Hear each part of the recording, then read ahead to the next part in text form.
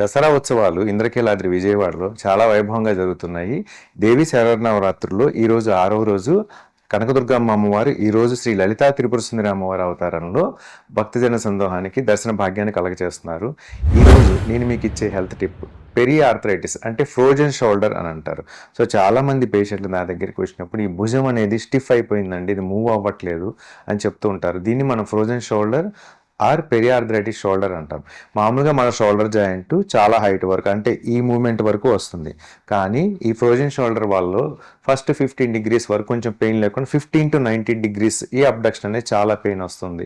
So ఆ తర్వాత నుంచి ఇంకా అసలు మూమెంట్ అనేది సరిగ్గా రాకుండా అలా ఉండిపోతుంది. దీన్ని ఫ్రోజన్ షోల్డర్ అంటారు. దీనికి గల కారణాలు ఏంటంటే డయాబెటీస్ అంటే షుగర్ కంట్రోల్ లేకుండా ఉండటం, చాలా కాలం నుంచి షుగర్ అనేది ఉండటం, థైరాయిడ్ ప్రాబ్లమ్స్ ఉండటం, సో ఒక్కొక్కసారి క్యాష్ ఇన్ డిపాజిట్ అవ్వటం, ఒక్కొక్కసారి షోల్డర్కి దెబ్బ తగలటం, షోల్డర్ జాయింట్లో నీరు చేరటము, ఇటువంటి కొన్ని కూడా కారణాలు ఉంటాయి.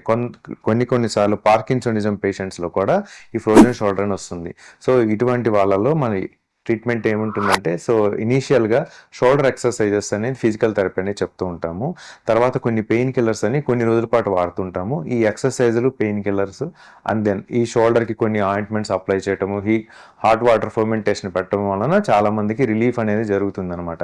సో పెయిన్ కిల్లర్స్ ఎక్కువ రోజులు వాడకూడదు కాబట్టి పెయిన్ కిల్లర్స్ మితంగా అంటే తగు సమయం వరకు వాడినా కూడా ఇంకా తగ్గకపోతే సో అప్పుడు under anaesthesia shoulder joint release చేయటం అనేది చేస్తారు. ఇంకా సివియర్ కేసెస్ ఉంటే షోల్డర్ సర్జరీ అని చేస్తారు.